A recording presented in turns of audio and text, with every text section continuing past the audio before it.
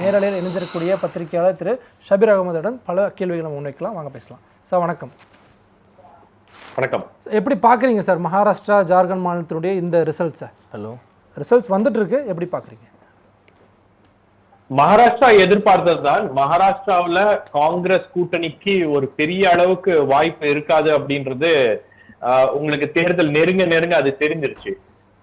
2024 லோக்சபா எலெக்ஷன்ல இருந்த களம் என்பது முழுக்க உங்களுக்கு மகா விகாஸ் அகாடி, அதாவது காங்கிரஸ் கூட்டணிக்கு ஒரு சாதகமான ஒரு சூழல் என்பது உருவாச்சு. ஒரு சிம்பத்தி ஃபேக்டர் அப்படின்றது அவங்களுக்கு ஆதரவாக இருந்தது. ஆனால் அதே மாதிரியான ஒரு நிலை 2024 இந்த தேர்தல் அசெம்பிளி எலெக்ஷன்லயும் இருக்கும் அப்படின்ற ஒரு நினைப்போட தான் காங்கிரஸ் கூட்டணி இந்த தேர்தலை அணுகி இருக்கிறார்கள். அதுதான் இதுல ஒரு மிகப்பெரிய சிக்கலாக மாறி இருக்கிறதா நான் பாக்குறேன். அதாவது எந்த விதமான ஒரு புது நரேட்டிவும் இல்லாம, எந்த விதமான ஒரு புது பிரச்சனைகளையும் எழுப்பாம, எந்த விதமான ஒரு புதிய விஷயங்களையும் அந்த வாக்காளர்களுக்கு சொல்லாமல் மறுபடியும் பழைய விஷயங்களையே பேசி பழைய மாதிரியே களம் இருக்கிறது அப்படின்ற ஒரு நினைப்போடு இந்த தேர்தல் களத்தை காங்கிரஸ் அணுகியதுதான் ஒரு மிகப்பெரிய தவறாக இருக்கிறது. எந்த இடத்துல தவறு விட்டாங்க நீங்க பாக்குறீங்க அப்படின்றது? எந்த இடத்துல தவறு விட்டாங்க? அதாவது நீங்க ஒரு நரேட்டிவை உருவாக்குறதுலயே காங்கிரஸ்க்கு ஒரு பெரிய பின்னடைவு அப்படின்றது இந்த தேர்தலில் ஏற்பட்டிருக்கு. உங்களுக்கு பிஜேபியை பொறுத்த வரைக்கும் அவங்க அந்த களத்தை ரீட் பண்ணியிருக்காங்க. 2024 தேர்தல்ல எதனால நமக்கு ஒரு பின்னடைவு அப்படின்றது ஏற்பட்டுச்சு, தற்போது அந்த பின்னடைவை எப்படி சரி செய்வது அப்படின்ற உத்திகளை அவங்க இமீடியட்டா அடாப்ட் பண்ண ஆரம்பிச்சிட்டாங்க. உதாரணத்துக்கு சொல்ல போனோம்னா, சிவசேனாவுடைய சீஃப் மினிஸ்டராக இருக்கக்கூடிய ஏக்நாத் ஷிண்டே அந்த லாடுக்கி பெஹனா அப்படின்ற அந்த ஸ்கீம் அவர் கொண்டு வந்தாரு. 1500 ரூபாய் அப்படின்றது, அதுக்கப்புறம் அது மாதம் அந்த பெண்களுக்கு அந்த உரிமை தொகை அப்படின்றது போகிறது அப்படின்னும் போது அதனுடைய தாக்கம் இந்த தேர்தலில் பெரிய அளவுக்கு இருக்கு அப்படின்னும் போது அதை கவுண்டர் பண்றதுக்கு மகா விகாஸ் அகாடி 3000 ரூபாய் நாங்க கொடுக்குறோம், காங்கிரஸ் 3000 ரூபாய் கொடுக்குறோம் அப்படின்னு அனௌன்ஸ் பண்ணாங்க. பட் அந்த மக்கள்கிட்ட கொண்டு போய் அவங்களால சேர்க்க முடியவில்லை. அந்த அளவுக்கு ரொம்ப லேட்டா அந்த அனௌன்ஸ்மெண்ட் பண்ணாங்க.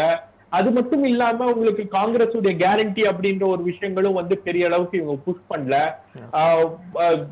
அதாவது என்சிபி உடைய சரத்பவார் போட்ட எஃபர்ட் விட காங்கிரஸ் கூடுதல் எஃபர்ட் இந்த எலெக்ஷன்ல போடல அப்படின்றதா நம்மளால கிளியரா புரிந்து கொள்ள முடிகிறது.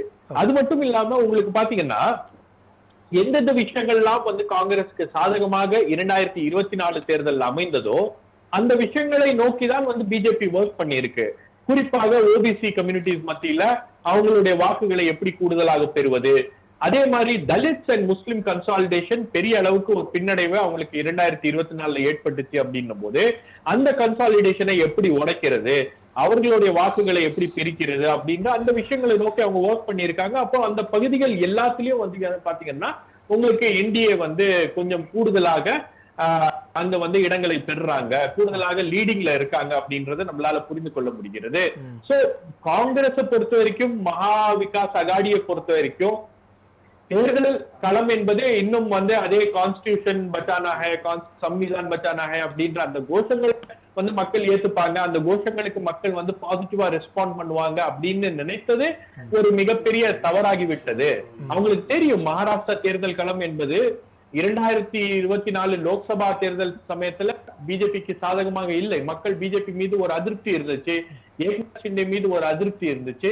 ஆனால் அந்த அதிருப்தியை ஒரு பேர இன்கம்பன்சி வேவாக ஏக்நாத் ஷிண்டேவால ஒரு குறுகிய காலகட்டத்துல மாற்ற முடிகிறது அப்படின்னும் போது ஆப்போசிஷன் பார்ட்டிஸால ஏன் அந்த மொமெண்டத்தை கேரி ஃபார்வர்ட் பண்ண முடியல அப்படின்ற ஒரு கேள்வி. அதற்கு காங்கிரஸ் கட்சி பதில் அளிக்க வேண்டும். ஏன்னா எல்லா தேர்தல்கள்லயும் நீங்க பாத்தீங்கன்னா பொதுவா காங்கிரஸ் கட்சி இந்தியா கூட்டணி செய்கின்ற தவறுகள்ல தான் பாஜக வலிமை பெறுகிறது, பாஜக பலம் அடைகிறது. இல்ல இப்ப அது ஜார்க்கண்டுக்கு பொருந்துமா? இப்ப இந்த வாதம் ஜார்க்கண்ட்ல அப்படியே ஆப்போசிட்டா இருக்குல்ல சார்?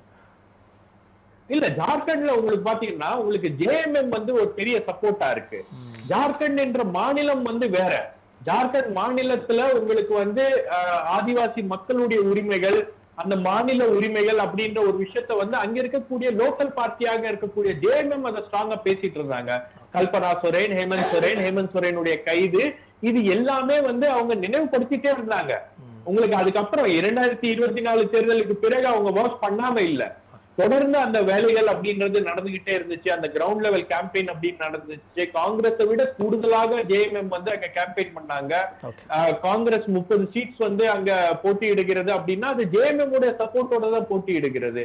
காங்கிரஸுக்கு அப்படின்னு பெரிய தலைவர்களோ பலம் வாய்ந்த வந்து அமைப்பு ரீதியாக இருக்கக்கூடிய தலைவர்களும் வந்து பெரிய அளவுக்கு இல்ல. சோ இதெல்லாம் வந்து ஒரு மிக முக்கியமான காரணங்களாக ஜார்க்கண்ட்ல அமைந்திருக்கு. ஷபீர் சார், நீங்க தொடரலாம். அதாவது இதுல வயநாடும் வந்து ஒரு மிக முக்கியமான ரோல பிளே பண்ணிருக்கு. நீங்க வயநாட்டுல பிரியங்கா காந்தி ராகுல் காந்தி பிரச்சாரம் பண்ணத கொஞ்சம் கூடுதலாக அந்த பிரச்சாரத்தை வந்து மகாராஷ்டிரால பண்ணியிருந்தாங்கன்னா ஒரு பெரிய அளவுக்கு அந்த ரிசல்ட்ஸ்ல ஓரளவுக்கு ஒரு மாற்றத்தை ஏற்படுத்தி இருக்க முடியும் அப்படின்றதுதான் வந்து என்னுடைய கருத்தாக இருக்கிறது. நீங்க பிரியங்கா காந்தி எப்ப அங்க பிரச்சாரத்துக்கு போனாங்க அப்படின்னு பாத்தீங்கன்னா இப்ப விமன் ஓட்டர்ஸ் பெரிய அளவுக்கு ஒரு ரோல பிளே பண்ண போறாங்க. இந்தியா கூட்டணி எடுத்த எல்லா சர்வேஸ்லயும் வந்து அந்த லாட்கி பெஹனா அப்படின்ற அந்த ஸ்கீம் வந்து ஒரு பெரிய தாக்கத்தை ஏற்படுத்துகிறது. விமன் ஓட்டர்ஸ் ஒரு டிசைடிங் ஃபேக்டராக இருக்க போறாங்க. அந்த ஸ்கீம் அப்படின்றது ஒரு கேம் சேஞ்சராக இருக்கிறது அப்படின்னும் போது உங்களுடைய ரொம்ப பாப்புலரான ரொம்ப ஸ்ட்ராங்கான விமன் ஃபேஸ் வந்து பிரியங்கா காந்தி.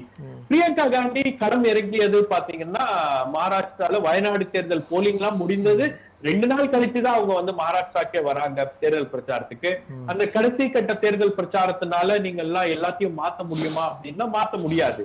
அப்ப ஏதோ ஒரு இடத்துல உங்களுக்கு வந்து இந்த எலெக்ஷன் அப்ரோச் பண்ணும் போதே வந்து காங்கிரஸ் இந்தியா கூட்டணிக்கு ஒரு தெளிவான ஒரு ஸ்ட்ராட்டஜி இல்லாம தெளிவான ஒரு நரேட்டிவ் இல்லாம மக்களை தங்கள் பக்கம் இழுக்கக்கூடிய ஒரு நரேட்டிவ் அவங்க கையில இல்லாம தான் இந்த தேர்தல் களத்துக்கு போயிருக்கிறார்கள். நாடாளுமன்ற தேர்தல்ல வந்து வயநாடு தேர்தல் முடிஞ்சதுக்கு அப்புறம் யூபியில ராகுல் காந்தி பிரச்சாரம் பண்ணாரு, வேற மாதிரியான அந்த பார்வையெல்லாம் இருந்துச்சு.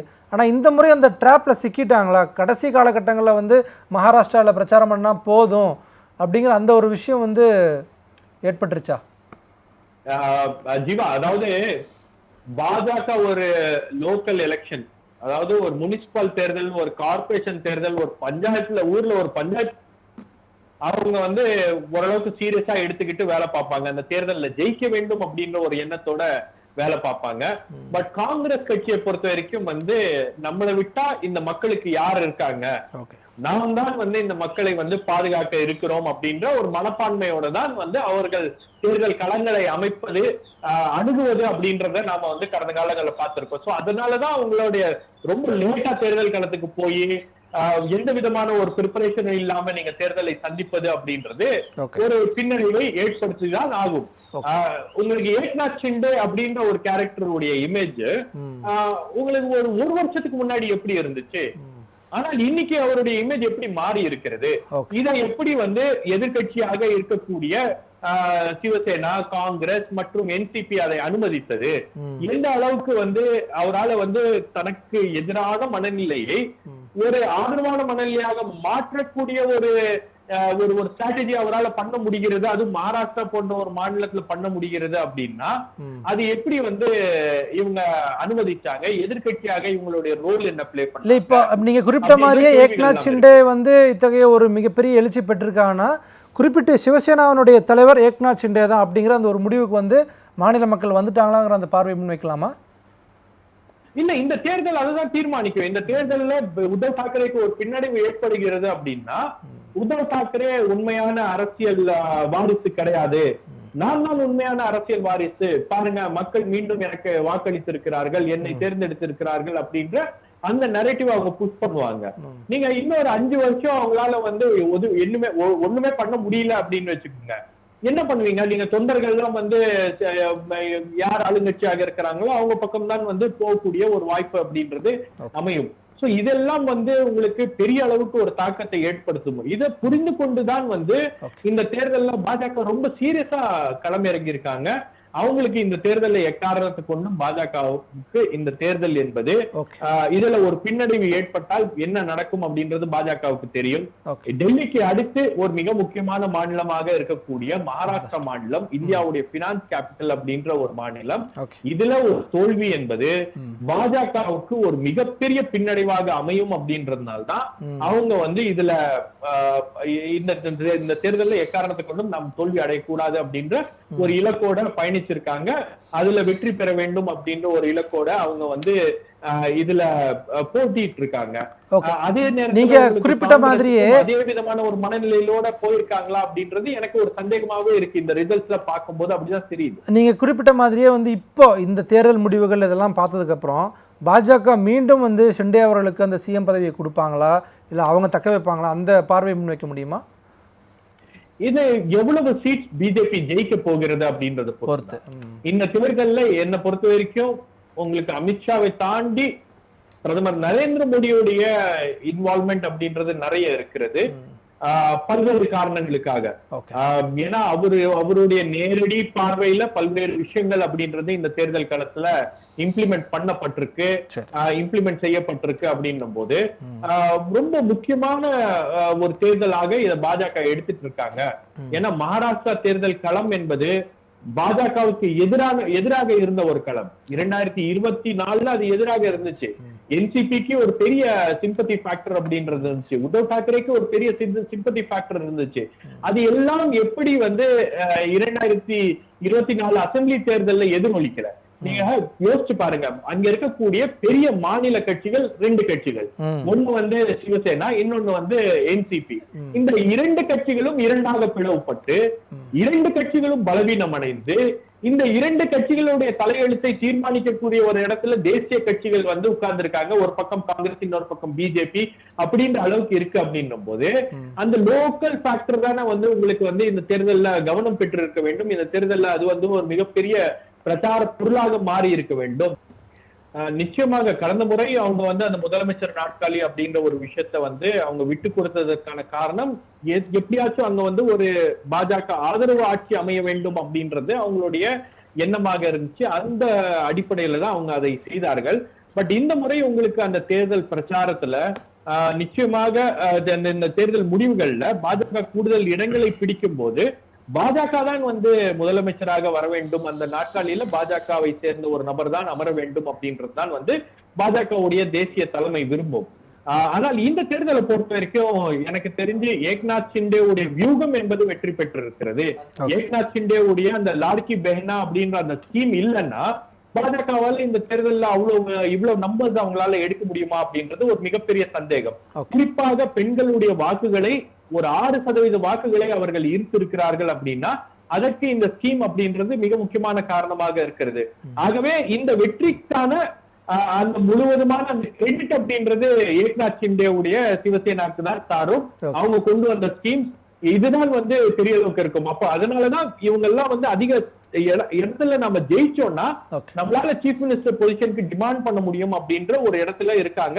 பட் அந்த பேச்சுவார்த்தை எப்படி நடக்க போகிறது, அந்த காம்ப்ரமைஸ் ஃபார்முலா என்ன கொண்டு வர போறாங்க அப்படின்றத நாம பொறுத்திருந்து பார்க்கணும் ஜீவா.